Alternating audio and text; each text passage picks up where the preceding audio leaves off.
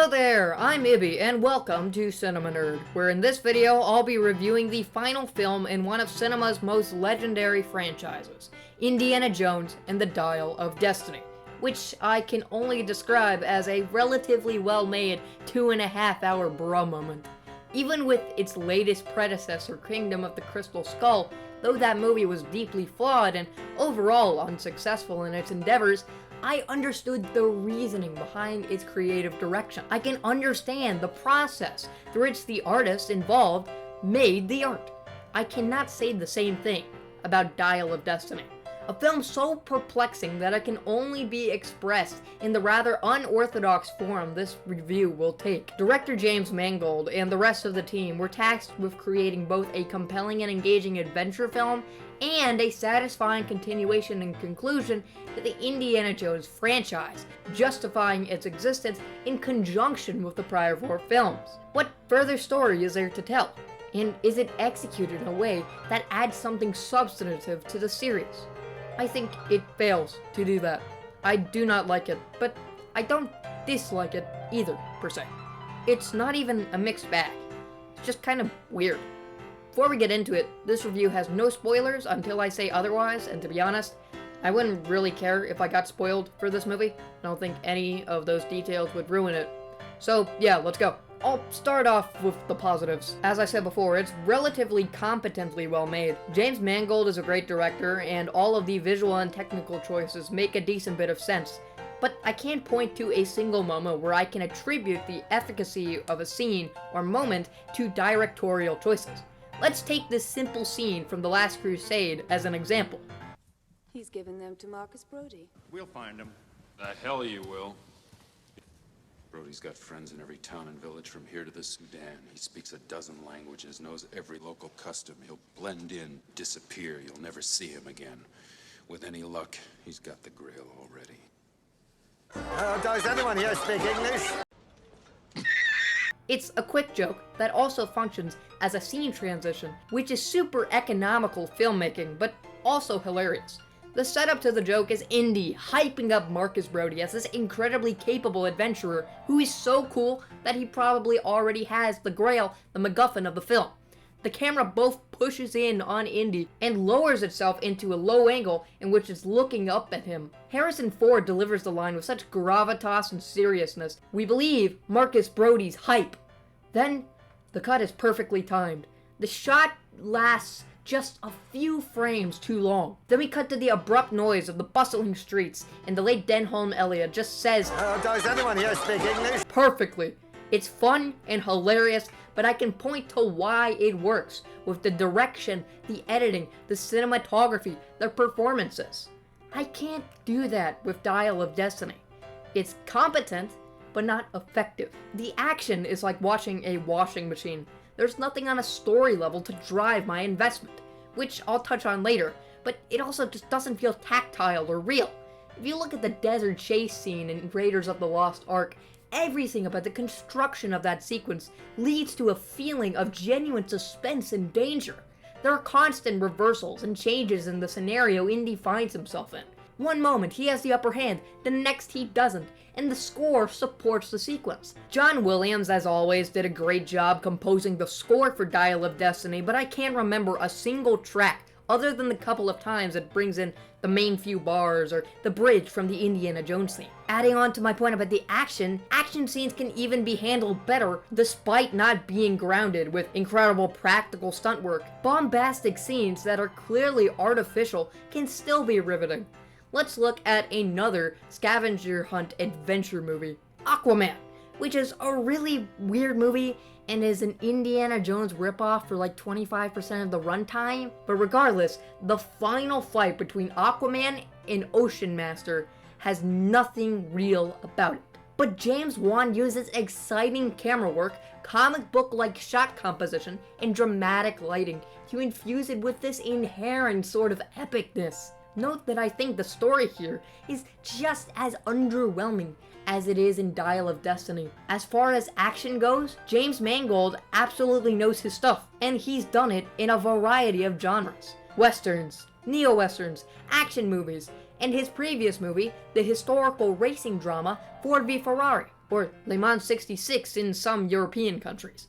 The racing scenes put you in the perspective of the characters in both tight close-ups and sweeping wide shots. The editing, sound design, cinematography, score, and overall scene construction make it riveting from beginning to end, and it pretty much injects adrenaline straight into your veins. That's why I thought this film was in great hands. These are fundamentally action-driven pictures, and I had faith Mangold could pull it off, even with the constraint of Harrison Ford's age. But he clearly included car sequences, which would be much easier on the actor. Every action scene is somehow stilted and lifeless. Sure, there's movement and energy, but there's nothing that holds my attention, and it doesn't help that the story feels so effortless. Effortless not because it seems like they pulled something off with grace, but because it feels like they didn't put forth significant effort.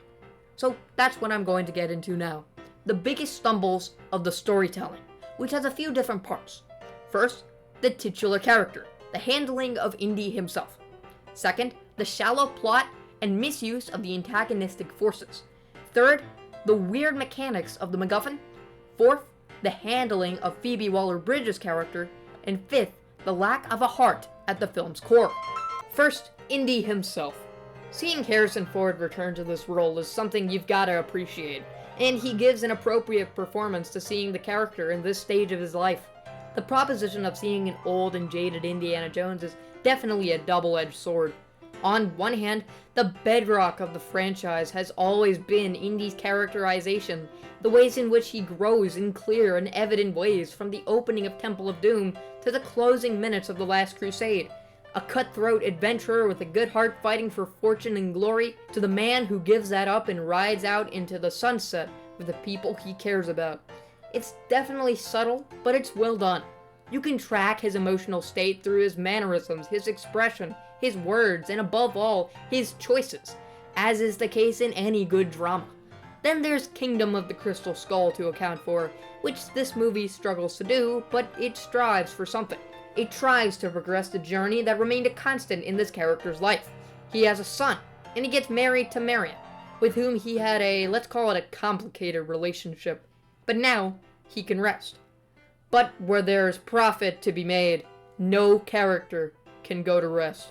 Hypothetically, there is an intriguing story to be told about an adventurer far, far past his prime, his youth and vigor long gone. He's retiring, resting, and reconciling the mistakes he's made as death marches towards him, all the while pursuing one last adventure.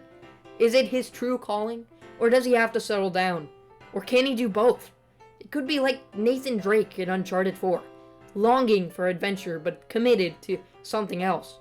That's really interesting, but there are also inevitable pitfalls. Firstly, the action becomes difficult, but more importantly, part of the power fantasy dissipates.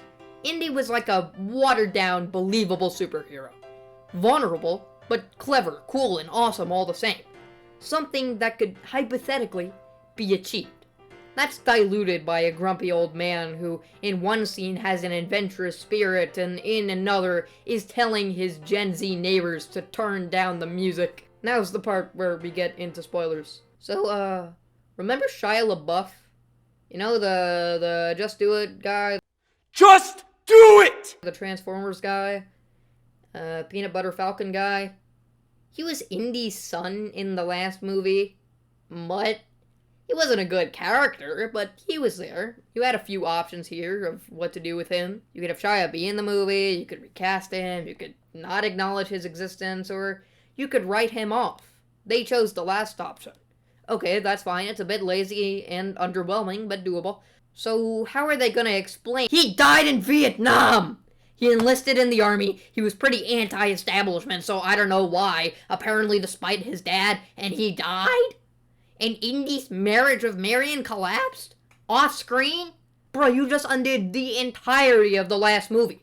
Which isn't the worst thing in the world. That movie wasn't great, but it's a pretty cowardly move.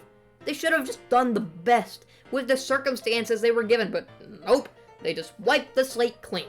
And all of this is explained in 30 seconds of dialogue, without the ramifications being explored with any depth or nuance. Indy seemingly has nothing to live for, but it's not like his experiences change his outlook on life. With no explanation, he decides to go back and stay in the time of Archimedes, which is this thing that happens in this movie. They go back to the time of Archimedes, and then he just gets knocked out. The whole thing is played for laughs, but it doesn't work, and he gets the choice robbed of him. Then he's back in 1969, and Marion's just back, with a cameo from Sala to rake in those nostalgia bucks.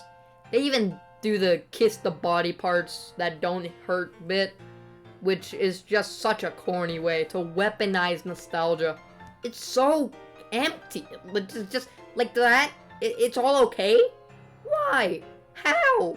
Unclear. It's trying to have a nice payoff without doing any of the legwork to set it up. It's meaningless. There's no idea being expressed. It's a complete dud.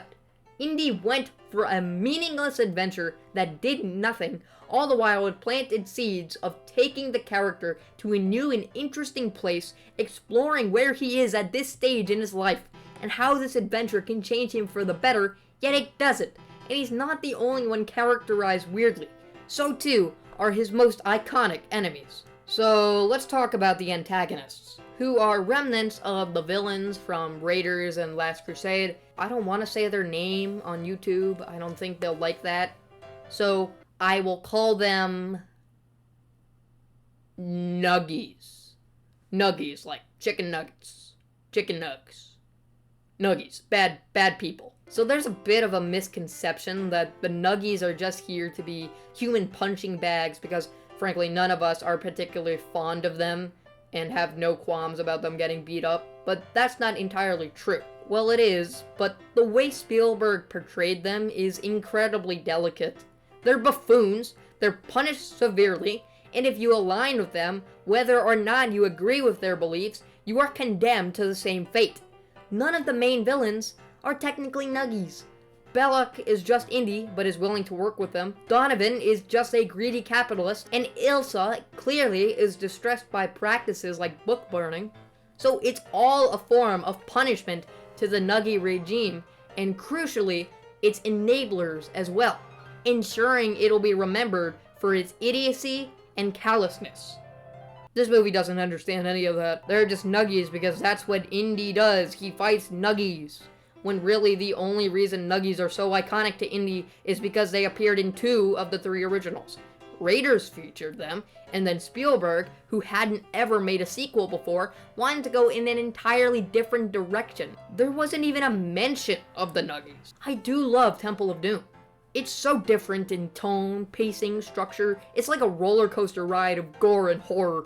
It's awesome and super well made, even if some elements of it are outdated. But the backlash due to its sheer brutality sort of changed Spielberg's perspective on violence. He never really reveled in it again. The indie movies became tamer and tamer until they were pretty standard as we see now, which is a shame because I feel like that grislier edge is a crucial part of what was exciting about the character in Raiders, especially Temple and even Last Crusade. Ignoring the Nuggie factor, the antagonist here is just super lame.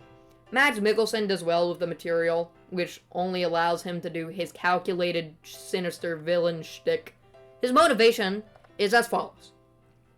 He wants to use the Dial of Destiny made by Archimedes to go back in time to 1939 so he can kill some dude with a stupid-looking mustache, you know who I'm talking about, take over his position as leader of the Nuggies, and win World War II for Germany. Okay, that plan makes no sense. Well, whatever.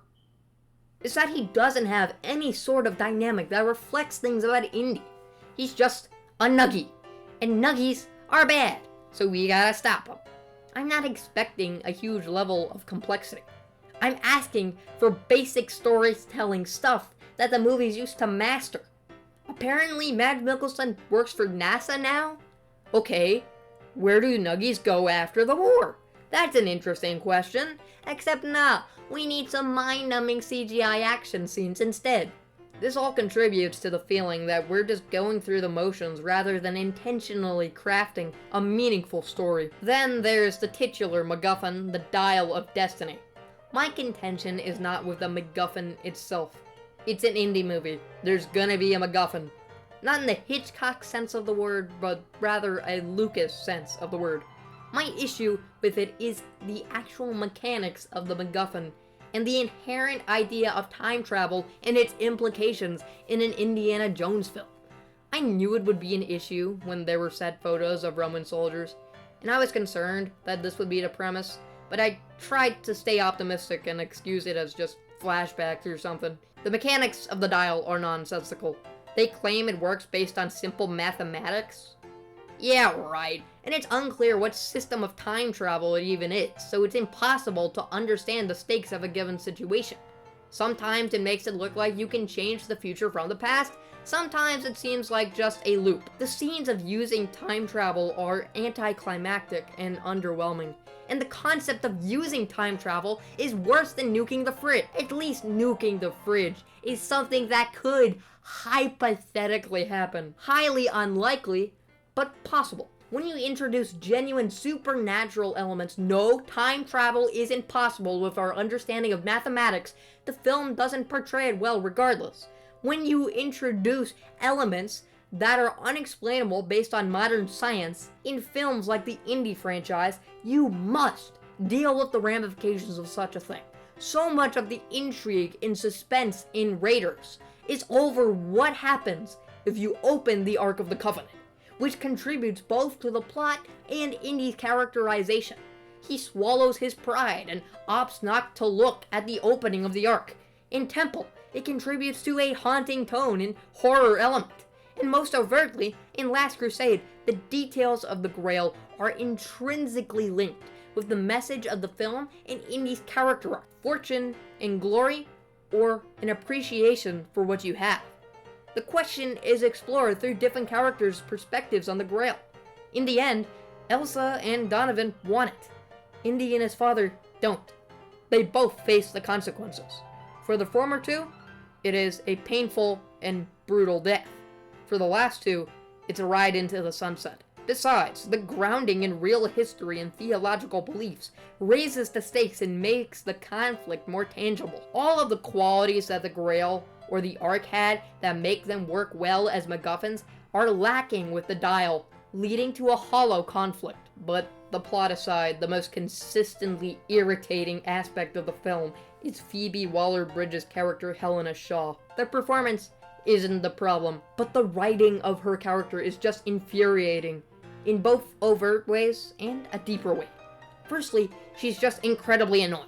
She's stubborn and rude to Indy. She has unsympathetic motivations because she just wants money. She consistently puts innocent people in danger. She never seems to understand the stakes of the situation she gets her and others into. Her humor is never funny or cleverly written, and she has no sort of character arc to improve upon her flaws. Nothing that feels organic, and no interesting dynamic with Indy. Her inclusion in the story feels a bit awkward anyway because she's the daughter of someone Indy knows, showing his past bleeding into the future. The thing is, we'd never seen her father before the flashbacks in this movie, so we aren't in Indy's shoes. We aren't reminded of the past like Indy supposedly is. This could have been the case if Helena was, I don't know, Marcus Brody's daughter, or maybe Salah's daughter, and this is the option I would have went with.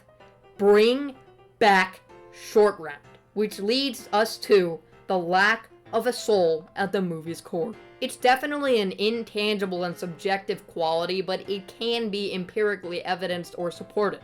Any text can have a sufficient sense of artistry to seem meaningful or justified in its existence. From a $300 million blockbuster to something with the most minimal production value. Heck, you can make a great piece of art for free. It might be hard, but it's certainly doable. And yet the product here feels as if it's out of obligation rather than creative drive that compels great auteurs to make art. Out of vanity instead of passion. Like instead of penning a poem for the sake of its potential artistic merits and impact on others, patching together a relatively well-written string of stanzas because it's a grade for your English class. And maybe you even got a little help from ChatGPT while you were at it. One aspect in which this could have been alleviated and improved, among many others which I've mentioned, is the relationship between Indy, the veteran adventurer, and a student who echoes his past and forces him to reconcile it. In Raiders of the Lost Ark, he reconciles his complex and messy relationship with Mary. In Temple of Doom, he valiantly grows toward altruism through the help of his wide-eyed, optimistic buddy Short Round. Perhaps most poignantly, in The Last Crusade, he ties up his past with his father and strays from his old selfish ways. And in Crystal Skull, bonding with his son, Mutt, though the execution was of course so-so, was actually something that attempted to pull this off. Dial of Destiny hardly tried to do anything with Indy and Helena. It was as dull as pairing a plank of wood and bucket of white paint together. There were plenty of ways such a spirit could have been incorporated. Tie in the first film in the franchise chronologically, that being Temple of Doom, with the last one, Dial of Destiny, by bringing back Ke Huy Quan as an adult Short Round.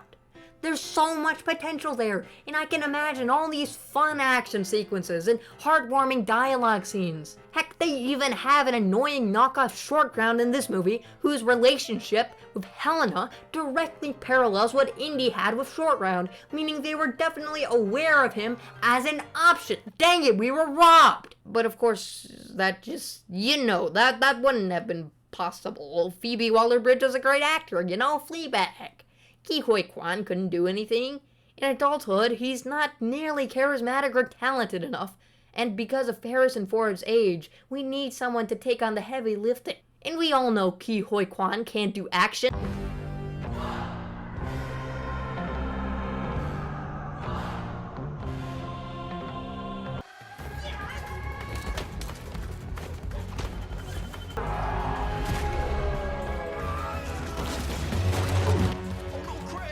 So, in summation, due to painfully serviceable filmmaking, inherent flaws in Indy's character, the antagonistic forces, the mechanics of the plot, the execution of Phoebe Waller-Bridge's character, and the lack of a concrete soul, with this end product, Disney needed to learn the lesson Indy did in The Last Crusade.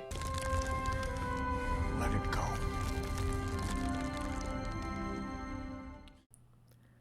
That was all quite cynical.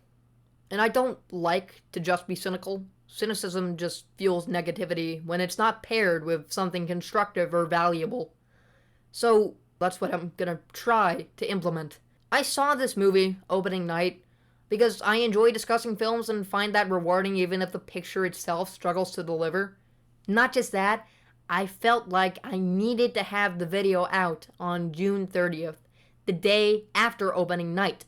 And that's because the day not only marks the release date, but a 1-year anniversary of something. But anniversary seems too positive a word. See, though Indiana Jones and other movies got me hooked to filmmaking, the greater intangible sense of perceiving art was also bestowed upon me, but in different ways. Because there exists this intangible spark when the creative expression rings true, and that can materialize in any way. Something that could have been made by anyone. Such was the case during my childhood when I would always watch YouTube, in particular, Minecraft videos. And though they were something that doesn't garner respect, if that makes any sense, they were still an authentic form of storytelling, a sharing of the human condition, or a reflection on society, or experiencing some connection through stories, fictitious, real, or somewhere in between. Among my favorite Minecraft YouTubers was a guy named Alex, known online as Technoblade. I'm sure some of you know of him, some of you probably not. Regardless, he rose to popularity when he was around my age, during high school. He was just a kid, later on an adult in his late teens and early 20s, connecting with his audience and playing Minecraft. Except he was also really good at Minecraft. Like, really good.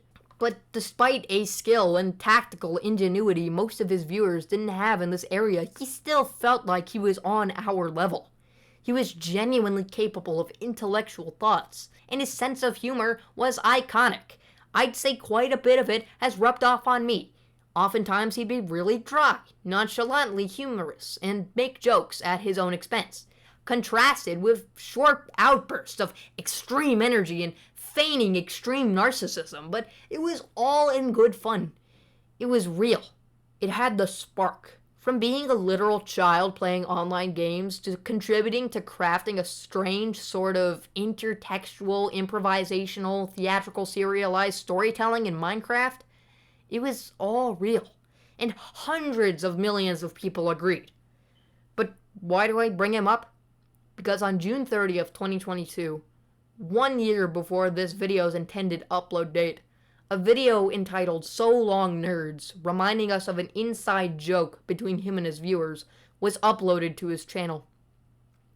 It was a message, presented by his own father. A message from beyond the grave. Because Techno had tragically died of cancer at the age of just 23. His battle was publicly known, though his life was mostly private, and still is. All while he was in unimaginable pain, he kept cracking jokes and being himself. Optimism and hope and humor and genuine kindness in a time when nobody would blame him if he didn't have any of those traits. He was just a Minecraft YouTuber to me and millions of others, and yet he managed to reach us so much that there was genuine shock and grief after his passing. Because through crafting a narrative and screen recordings, or gameplay footage and commentary, or his whole YouTube career, he fostered a genuine emotional connection and impacted millions, all with the most bare-bones methods, something only storytelling can achieve. It's something so simple that any of us can do, but it still can be valuable as more prestigious forms of art. The second reason I bring this up is because it does, in some strange way, intersect with the rest of this video.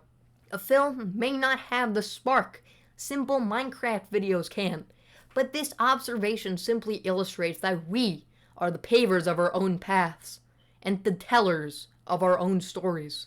We can consider Indy riding into the sunset his true swan song, or envision alternate tales of what he did in between adventures or at any point in his life. What people he encountered and what scenarios he found himself in. Because art does not exist in a vacuum. When it reaches us, it becomes ours. We own it, and we can transform it with our own thoughts and imaginations, individual and personal, or collective and shared. So, I guess what I'm trying to say here is that even if Disney and Lucasfilm create disappointing pictures, they're not the only ones who are allowed to tell those stories. Even in the Indiana Jones franchise, they own the intellectual property, but we are the true owners of the art, and our own stories and expressions can be tangible or imagined, professional or amateur, heck, good or bad. But as long as the creative spirit survives within us, it'll always be real. And no thing, no matter how bad, can take that away from us. So yeah, Disney, you got beat by this Minecraft YouTuber.